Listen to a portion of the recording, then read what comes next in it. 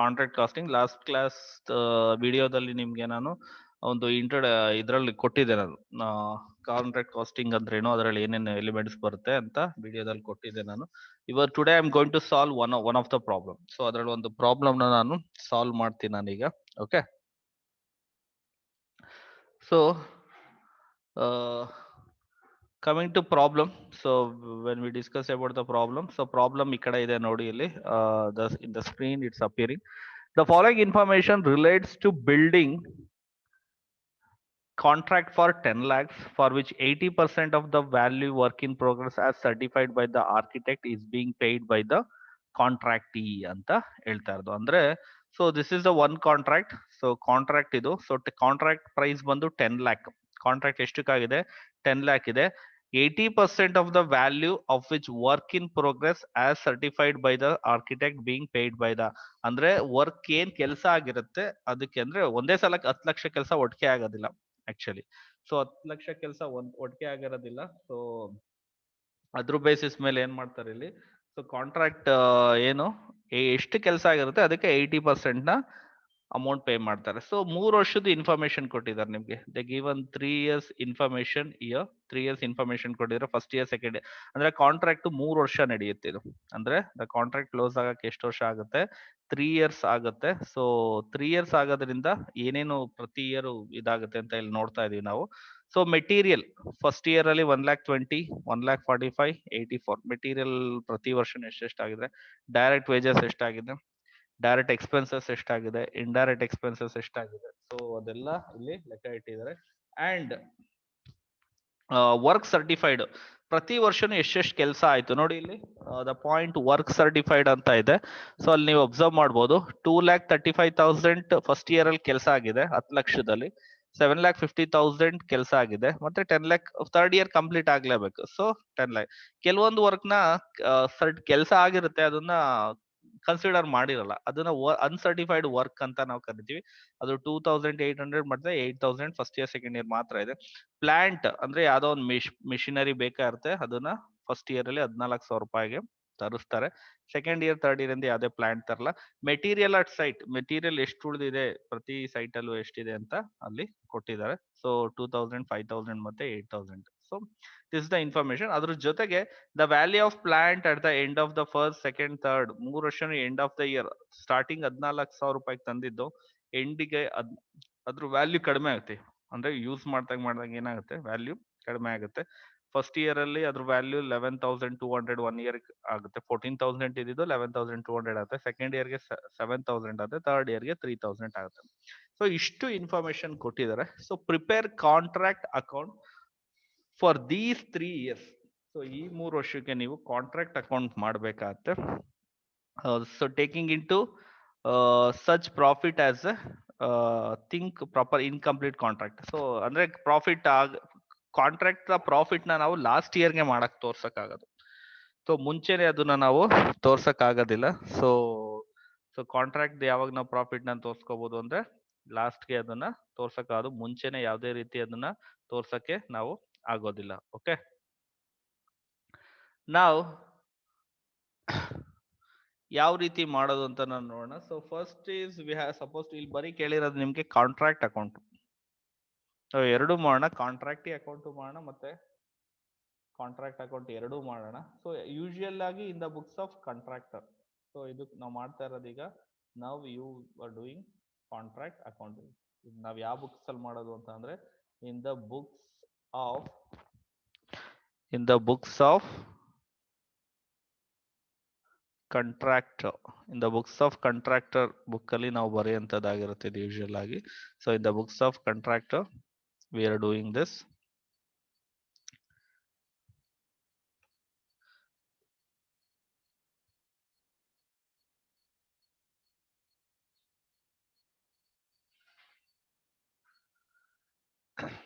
Okay, so in the books of contractor we are doing contract account. So contract account na ನಾವು ಮಾಡಬೇಕಾಗುತ್ತೆ.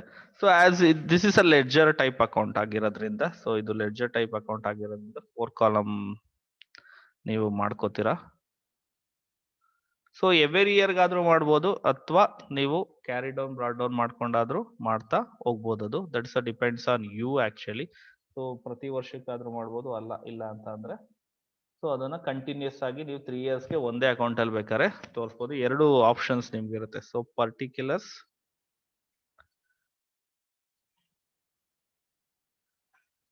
rupees, particulars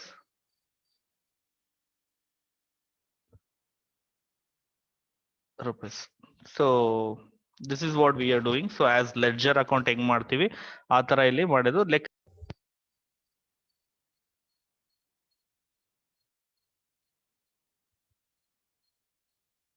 so here wise ಮಾಡ್ತಾ ಇರೋದು ಇದನ್ನ ನಾವು. So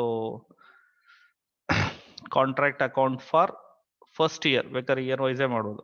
first year contract account for first year. So first ಇಯರ್ಗೆ contract account ನ ನಾವು ಮಾಡ್ತಾ ಇದ್ದೀವಿ.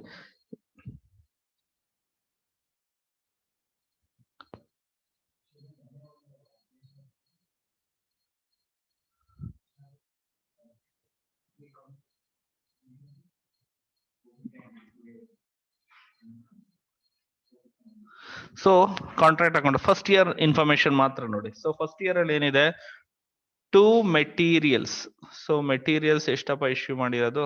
ಸೊ ಇಲ್ಲಿದೆ ನೋಡಿ, ಇಲ್ಲಿ ಪ್ರಾಬ್ಲಮ್ ಅಲ್ಲಿ ಫಸ್ಟ್ ಇಯರ್ ಮಾತ್ರ ಅಬ್ಸರ್ವ್ ಮಾಡಿ. That is 1,20,000. ಮೆಟೀರಿಯಲ್ ಎಷ್ಟು?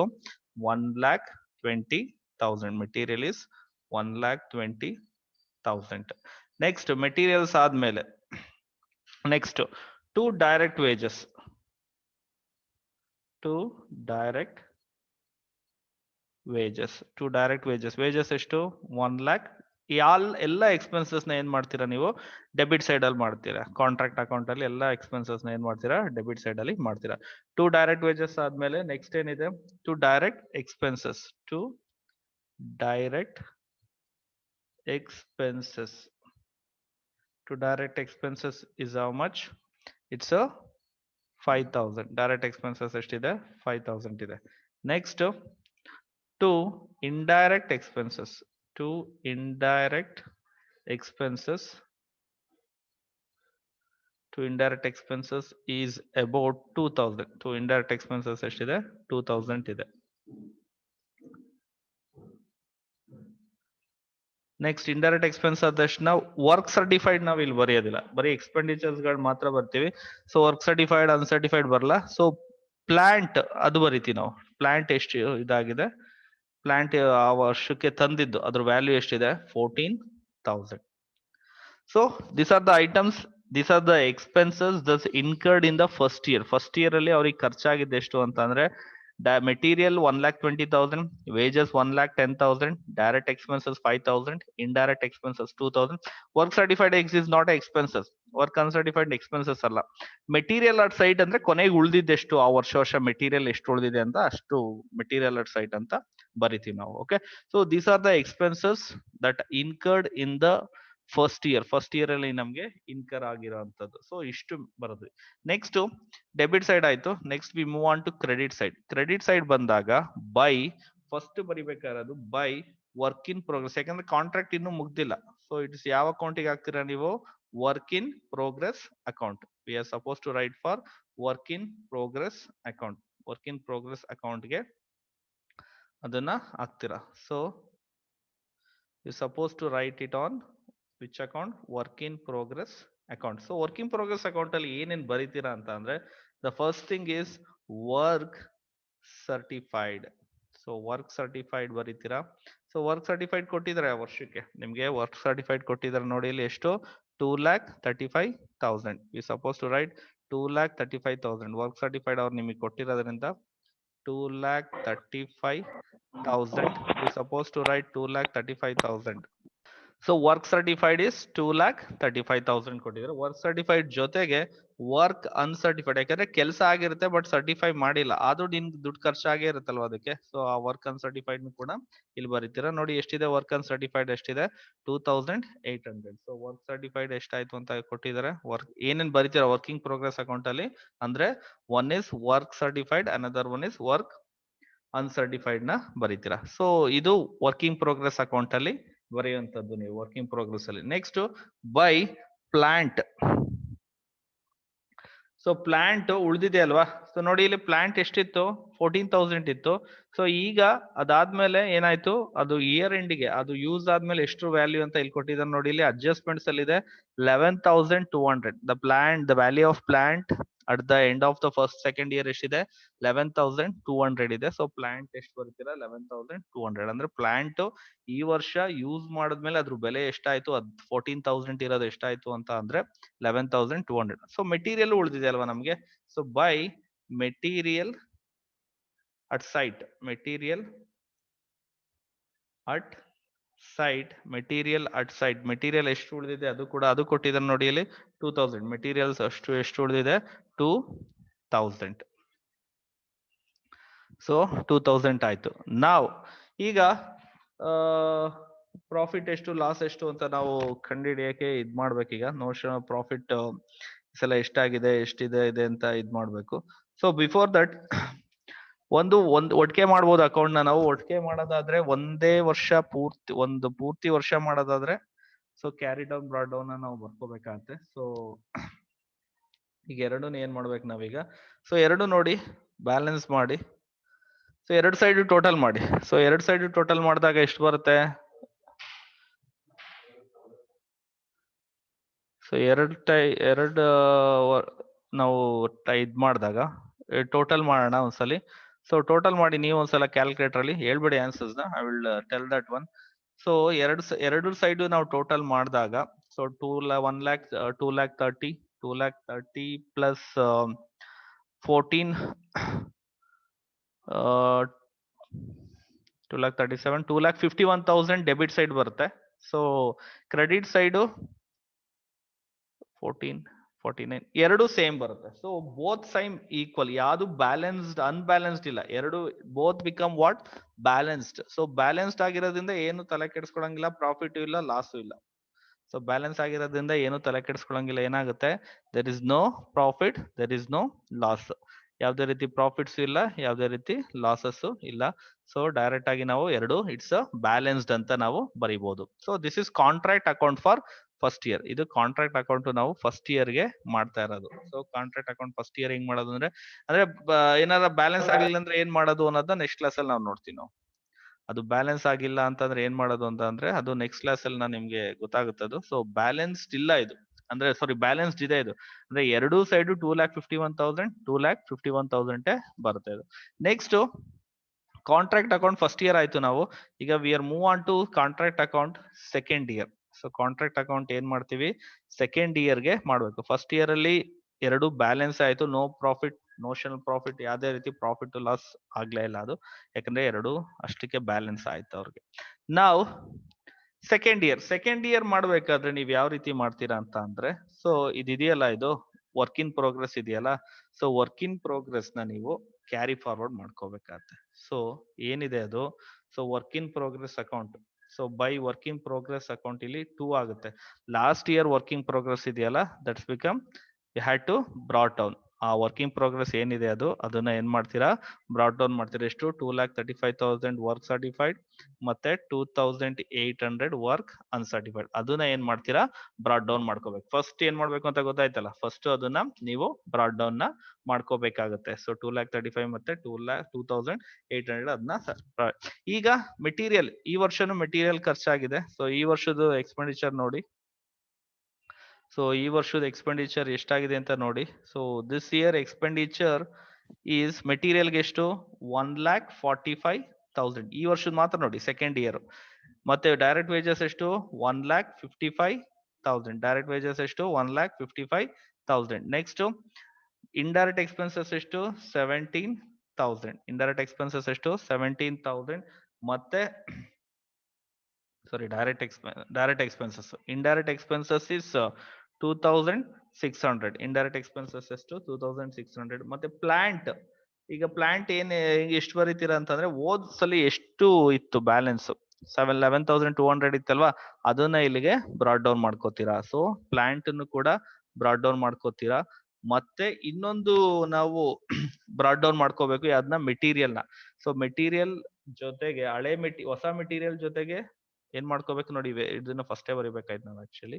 So you suppose to write ಏನೇನ್ ಬ್ರಾಡ್ ಡೌನ್ ಮಾಡ್ಕೋತೀರಾ ಅಂತ ಅಂದ್ರೆ, ಒಂದು ವರ್ಕ್ ಇನ್ ಪ್ರೋಗ್ರೆಸ್, ಹಳೇ ಹೋದ ವರ್ಷದಿಂದ ಮಾಡೋಂಥದ್ದು ಒಂದು ವರ್ಕ್ ಇನ್ ಪ್ರೋಗ್ರೆಸ್, ಇನ್ನೊಂದು material at site. Material at site ಹೋದ ವರ್ಷ ಉಳಿದಿದ್ದು ತೆಗ್ದೆಸೆಯಲ್ಲ, ಅದನ್ನ ಮುಂದಿನ ವರ್ಷಕ್ಕೆ ಯೂಸ್ ಮಾಡ್ತಾರಲ್ವಾ. ಸೊ ಟು ಅದೊಂದು ಬರೀತೀರಾ, to material at site. Material at site ಎಷ್ಟಿದೆ? 2000 ಇದೆ ನಿಮ್ಗೆ. Material at site is 2000. So material site ಎಷ್ಟಿದೆ? 2000. ಅದು ಬ್ರಾಡ್ ಡೌನ್ ಮಾಡ್ಕೊಂಡಿರೋದು ನೋಡಿ. ಇಲ್ಲಿ work in progress brought down ಮಾಡ್ಕೊಂಡ್ರಿ, ಪ್ಲಾಂಟ್ ಬ್ರಾಡ್ ಡೌನ್ ಮಾಡ್ಕೊಂಡ್ರಿ, ಮತ್ತೆ ಮೆಟೀರಿಯಲ್ ಅಟ್ ಸೈಟ್ ಮಾಡ್ಕೊಂಡ್ರಿ. ಇದೆಲ್ಲ material, direct wages, direct expenses, indirect expenses ಎಲ್ಲ ಈ ವರ್ಷದ ಎಕ್ಸ್ಪೆಂಡಿಚರ್ಗಳು. ಓಕೆ, ಸೊ ಈ ವರ್ಷದ್ದು ಎಕ್ಸ್ಪೆಂಡಿಚರ್. ಈಗ ಮತ್ತೆ ಇದಕ್ಕೆ ಬರ್ತೀನಿ ನಾನು, ಯಾವುದು? ವರ್ಕ್ ಇನ್ ಪ್ರೋಗ್ರೆಸ್ ಅಕೌಂಟ್ಗೆ ಬರ್ತೀನಿ. ಸೊ ವರ್ಕ್ ಇನ್ ಪ್ರೋಗ್ರೆಸ್ ಅಕೌಂಟಿಗೆ ಬಂದಾಗ ಯಾವ ರೀತಿ ಇರುತ್ತೆ ಅಂತ ನಾವು ನೋಡೋಣ. ಸೊ ವರ್ಕ್ ಇನ್ ಪ್ರೋಗ್ರೆಸ್ ಅಕೌಂಟಿಗೆ ಬಂದಾಗ, ಸೊ ವರ್ಕ್ ಸರ್ಟಿಫೈಡ್ ಎಷ್ಟು ಈ ವರ್ಷ? 7,50,000. So work certified is how much? 7,50,000. Uncertified ಎಷ್ಟು? ಸೇಮ್ ಅದೇ ರೀತಿ ಮಾಡೋಕೆ, ಕಂಪ್ಲೀಟ್ ಆಗಿಲ್ಲ ಇನ್ನು ಇದು, 8,000. ಮತ್ತೆ ಪ್ಲಾಂಟೆಡ್ ಸೈಟ್ ಅದು ಇಲ್ಲಿ ಕೊಟ್ಟಿದ್ದಾರೆ ನೋಡಿ. ಪ್ಲಾಂಟ್ ಈ ವರ್ಷದ ವ್ಯಾಲ್ಯೂ ಎಷ್ಟಾಗುತ್ತೆ ಸೆಕೆಂಡ್ ಇಯರ್ಗೆ ಎಷ್ಟು ಅಂತ? 11,200 ಹೋಸಲ ಆಯ್ತು, ಈ ಸಲ 7,000 ಆಯ್ತು. ಅಂದ್ರೆ 14,000 ಇದ್ದಿದ್ದು 11,200 ಆಯ್ತು, 11,200 ಇದ್ದಿದ್ದು 7,000 ಆಯ್ತು. So this is you suppose to write, ಇದನ್ನ ಬರಿಬೇಕಾಗುತ್ತೆ ನೀವು 7,000. ನಮ್ಮ ಮೆಟೀರಿಯಲ್ ಅಟ್ ಸೈಟ್ ಕೊಟ್ಟಿದ್ದಾರೆ ಎಷ್ಟು? 5,000. ಮೆಟೀರಿಯಲ್ ಅಟ್ ಸೈಟ್ ಎಷ್ಟು? 5,000. So this is the account. So ಇಷ್ಟನ್ನು ಮಾಡಿದ್ವು ನಾವು. ಸೊ ಎರಡು ಕಡೆನೂ ಟೋಟಲ್ ಮಾಡೋಣ ಈಗ. ನಾವು we are calculating on the both the sides. So ಎರಡು ಸೈಡ್ ಟೋಟಲ್ ಮಾಡ್ತೀನಿ ನಾನು. So first debit side total ಮಾಡ್ತಾ ಇದ್ದೀನಿ ನೋಡಿ ನಾನು.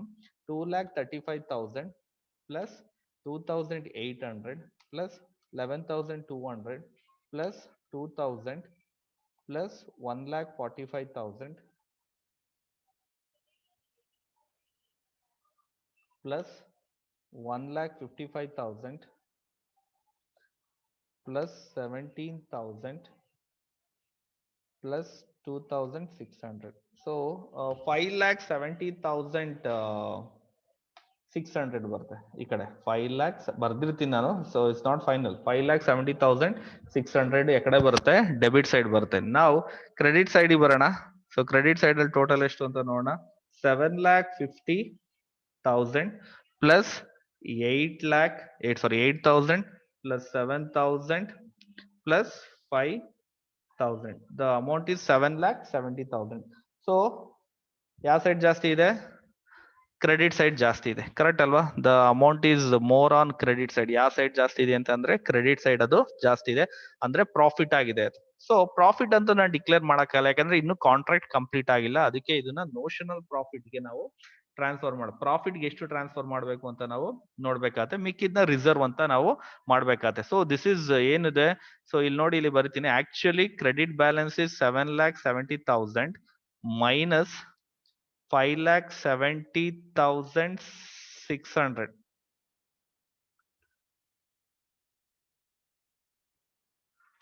ಎಷ್ಟಾಗುತ್ತೆ? That's become 7,70,000 minus 5,70,600.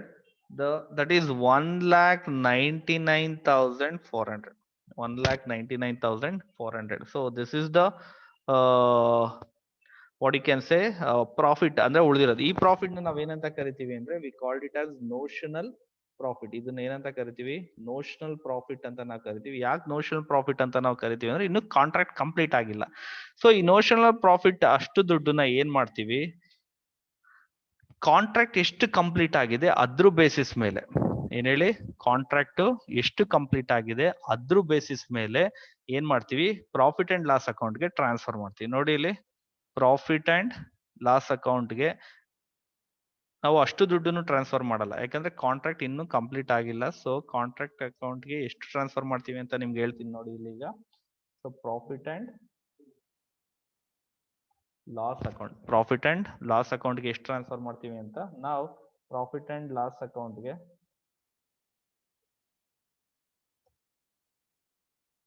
ಯಾವ ರೀತಿ ಕ್ಯಾಲ್ಕುಲೇಷನ್ ಮಾಡೋದು ಇದನ್ನ ಅಂತ ಅಂದ್ರೆ ಆಕ್ಚುಲಿ ನೋಷನಲ್ ಪ್ರಾಫಿಟ್ ಎಷ್ಟು 1,99,400 ಇಂಟು ಏನ್ ಮಾಡ್ತೀವಿ, ಸೊ ಎಷ್ಟು ಕೆಲಸ ಆಗಿದೆ, ಎಷ್ಟು ಇದಾಗಿದೆ ಅದ್ರ ಬೇಸಿಸ್ ಮೇಲೆ ಏನ್ ಮಾಡ್ತೀವಿ, ಕಾಂಟ್ರಾಕ್ಟ್ ನ ಇದ್ ಮಾಡ್ತೀವಿ.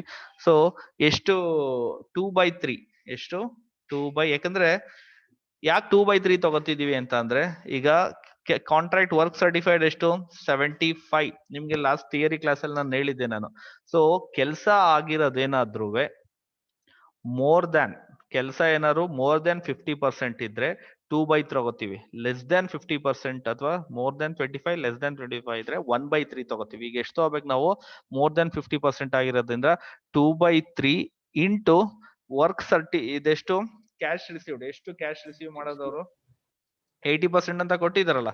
So 80 divided by 100. ಸೊ ಇದನ್ನ ಸಾರ್ಟ್ ಔಟ್ ಮಾಡಿದ್ರೆ ನಮ್ಗೆ ಸಿಗುತ್ತೆ 80% ಅಂತ ಅಂದ್ರೆ ನೀವು ಕ್ಯಾಶ್ ಎಷ್ಟು ರಿಸೀವ್ ಮಾಡ್ತಿದ್ದೀರಾ ದುಡ್ಡಲ್ಲಿ ಅದನ್ನ 80% ಅಂತ ನಾವು ತಗೋತೀವಿ ನಾವು. So 1,99,400 into 2/3 into 80 divided by 100. So ಇದನ್ನ ಕ್ಯಾಲ್ಕುಲೇಟ್ ಮಾಡಿದ್ರೆ ಸಿಗುತ್ತೆ ನಿಮ್ಗೆ 2/3 into 80%. So 1,06,000 profit and loss account ಎಷ್ಟು ಬರುತ್ತೆ, 1,06,346 ಪಾಯಿಂಟ್ ಬರುತ್ತೆ. 47 ಮಾಡ್ಬಿಡ್ತೀನಿ ನಾನು ಅದನ್ನ. ಸೊ ಎಷ್ಟು ಬರುತ್ತೆ ಇದು ನಮ್ಗೆ 1,06,347. ಸೊ ಇನ್ ಮಿಕ್ಕಿದ್ದು ನಾವೇನಂತ ಬರಿತೀವಿ ನಾವು ಅಂತ ಅಂದ್ರೆ, ಸೊ ದಿಸ್ ಇಸ್ ಇನ್ನು ಮಿಕ್ಕಿದ ದುಡ್ಡು ಇದೆಯಲ್ಲ, ಸೊ ಇದರಲ್ಲಿ ಎಷ್ಟು, so 1,99,400 minus 1,06,347 minus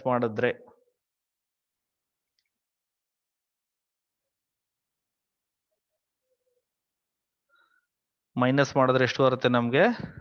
so you will get the answer like 93,053 rupees. So this is, ಇದನ್ನ ನಾವೇನ್ ಮಾಡ್ತೀವಿ, ವರ್ಕ್ ಇನ್ ಪ್ರೋಗ್ರೆಸ್ ರಿಸರ್ವ್ ಗೆ ಟ್ರಾನ್ಸ್ಫರ್ ಮಾಡ್ತೀವಿ. ಏನಂತ ಮಾಡ್ತೀವಿ ಇದನ್ನ, ಅಥವಾ ರಿಸರ್ವ್ ಅಂತಾನು ಬರೀಬಹುದು. To work in progress reserve ಇದಕ್ಕೆ ಟ್ರಾನ್ಸ್ಫರ್ ಮಾಡ್ತೀವಿ. ಇದನ್ನು ಪ್ರಾಫಿಟ್ ಅಂತ ಡಿಕ್ಲೇರ್ ಮಾಡಕ್ ಆಗಲ್ಲ, ಅದಕ್ಕೆ ಏನ್ ಮಾಡ್ತೀವಿ, ಇದನ್ನ transferring to work in progress reserve. So ಎಷ್ಟದು 93,053. ಸೊ 93,053. ನಾವ್ ಇಟ್ ಬಿಕಮ್ ಬ್ಯಾಲೆನ್ಸ್ಡ್. ಇದು ಈಗ ಬ್ಯಾಲೆನ್ಸ್ ಆಗುತ್ತೆ 7,70,000. ಸೊ ಗೊತ್ತಾಯ್ತಲ್ಲ ಇದು. ಸೊ ನೋಷನಲ್ ಪ್ರಾಫಿಟ್ ನಾವು ಬ್ಯಾಲೆನ್ಸ್ ಆಗದಿರೋ ದುಡ್ಡು ಎಷ್ಟು, 1,99,400. ಅದರಲ್ಲಿ 2/3 ಯಾಕೆ ಅಂತ ಅಂದ್ರೆ, this is on the basis of work certified basis ಮೇಲೆ 7,50,000 ಬೇಸಿಸ್ ಮೇಲೆ 2/3 ಇಂಟು ಎಷ್ಟು ಪರ್ಸೆಂಟೇಜು ನೋಡಿ, ಇಲ್ಲಿ 80% ಎಲ್ಲಿದೆ ಅಂತ ಹುಡುಕ್ಬೇಡಿ, ಕ್ವಶನ್ ಅಲ್ಲಿ ಇದೆ. 80% of the value of working prices, ಅದನ್ನ ದುಡ್ಡು ಪೇ ಮಾಡಿದ್ದಾರೆ ಅಂತ ಅರ್ಥ. ಅದು ಕೆಲವೊಂದ್ಸಲಿ ಕೊಡಲ್ಲ, ಅದು ಕೊಟ್ಟಾಗ ನಾನು ಹೇಳ್ತೀನಿ ನಾನು. ಸೊ ಅದು 80% ತಗೊಂಡಾಗ 1,06,347 ಬರುತ್ತೆ. ಮಿಕ್ಕಿದ್ದು ಆ 1,99,400 ಅಲ್ಲಿ ಮಿಕ್ಕಿದ್ನ ನಾವೇನ್ ಮಾಡಿದೀವಿ, 93,053 ನ ವರ್ಕಿಂಗ್ ಪ್ರೋಗ್ರೆಸ್ ರಿಸರ್ವ್ ಗೆ ಮಾಡಿದೀವಿ. So this become balanced. So ಇದು ಬ್ಯಾಲೆನ್ಸ್ ಆಯ್ತು, this become balance. Next we move on to third year account ಗೆ ನಾವು ಮಾಡೋಣ. ಯಾವ ರೀತಿ ಇರುತ್ತೆ ಥರ್ಡ್ ಇಯರ್ ಅಕೌಂಟ್ ನ. So we move on to third year account.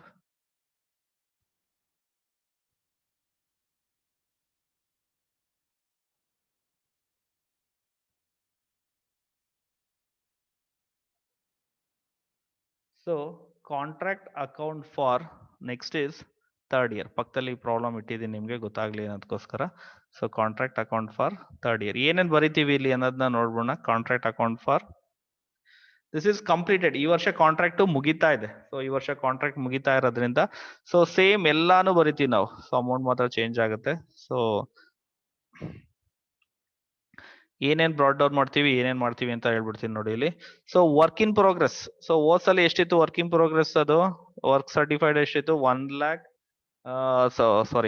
Sorry work certified is 7,50,000. Okay, ಅದರಲ್ಲಿ ನೋಡಿ ಇಲ್ಲಿ ಏನ್ ಇದ್ರಲ್ಲಿ ಬರಿಬೇಕಾದ್ರೆ ಒಂದ್ ಸ್ವಲ್ಪ ಕೇರ್ಫುಲ್ ಆಗಿ ಬರ್ಬೇಕು. 7,50,000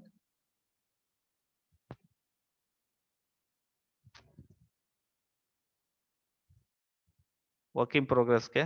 ಮತ್ತೆ ಇದೆಷ್ಟಿದೆ 7 lakh 8, ಇದು 8,000 ಅಲ್ಲ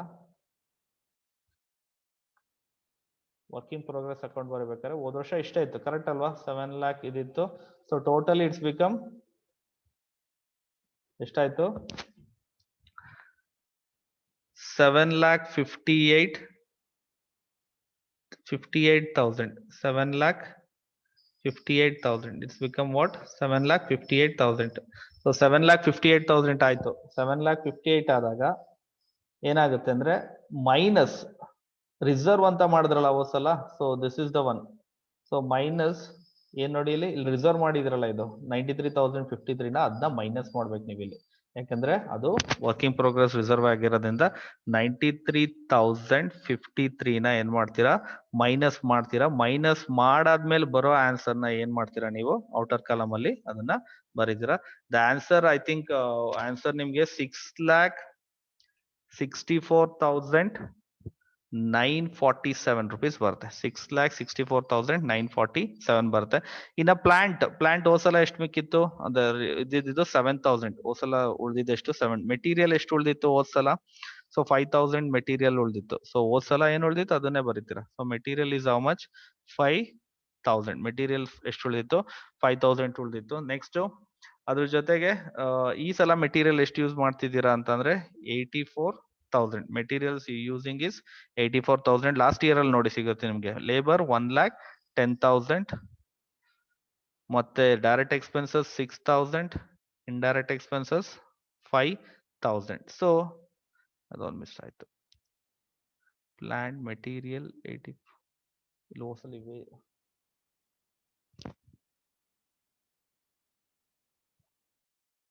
ಓಕೆ, ಮೆಟೀರಿಯಲ್ at 5,000. ಮೆಟೀರಿಯಲ್ ಸ್ವಲ್ಪ ಇಂಬ್ಯಾಲೆನ್ಸ್ ಆದಂಗೆ ಆಯ್ತಿದ್ದು.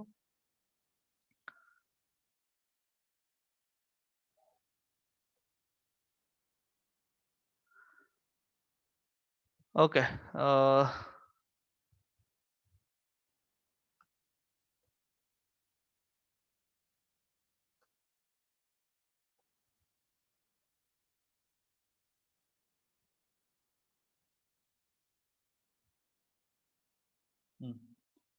so direct expenses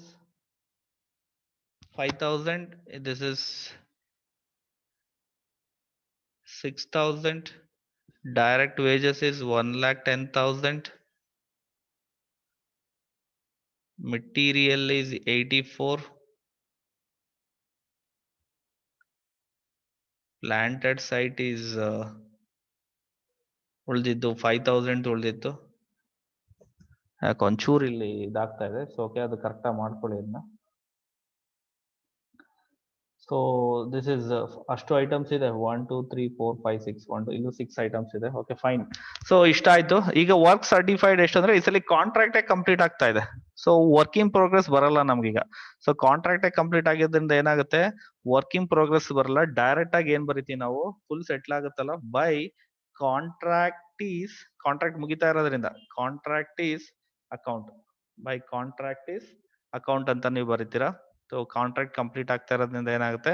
ಫುಲ್ ಅದನ್ನ ನೀವು ಕಾಂಟ್ರಾಕ್ಟ್ ಈಸ್ ಅಕೌಂಟ್ ಅಂತ ಬರೀತೀರಾ. So contract is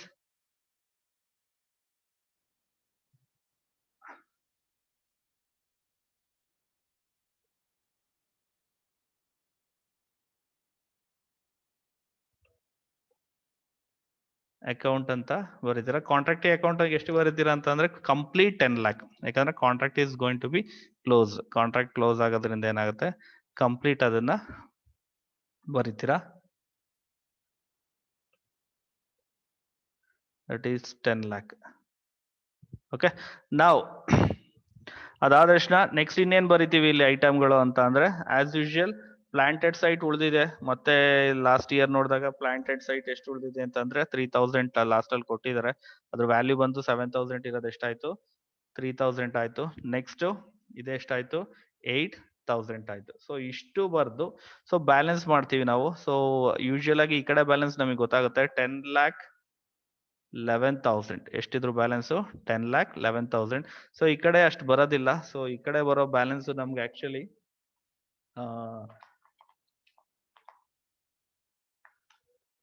1,33,550. So this ನಮ್ಗೆ ಬರೋದು 8,77,447. ಸೊ ಆಗೇನಾಗುತ್ತೆ ಅಂತ ಅಂದ್ರೆ ಸ್ವಲ್ಪ ಮಿಸ್ ಆಯ್ತು ಇದು.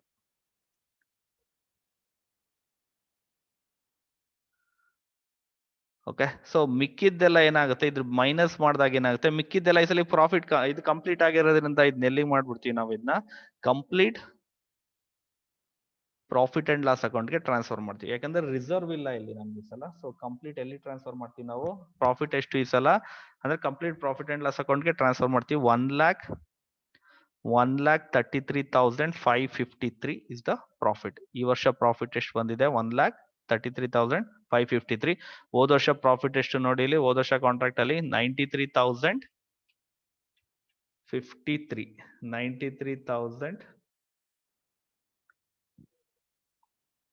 93,053 ಟೋಟಲ್ ಆಗಿ ಪ್ಲಸ್ ಅವೆರಡು ಆಡ್ ಮಾಡಿದ್ರೆ ನಿಮ್ಗೆ ಎಷ್ಟು ಸಿಗುತ್ತೆ, that is the profit. So ಈ ವರ್ಷ ಪ್ರಾಫಿಟ್ 1,33,553 ಪ್ಲಸ್ 93,053. ಸೊ ಈ ಕಾಂಟ್ರಾಕ್ಟ್ ಇಂದ ಅವ್ರಿಗೆ 2,26,006 rupees ಏನಾಗಿದೆ ಪ್ರಾಫಿಟ್ ಆಗಿದೆ ಅಂತ ತೋರಿಸ್ತಾರೆ. ಯಾಕಂದ್ರೆ ಫಸ್ಟ್ ಇಯರ್ ಅಲ್ಲಿ ಏನೂ ಆಗ್ಲಿಲ್ಲ, ನೋ ಲಾಸ್ ನೋ ಪ್ರಾಫಿಟ್, ಅಷ್ಟಿಗೆ ಬ್ಯಾಲೆನ್ಸ್ ಆಯ್ತು.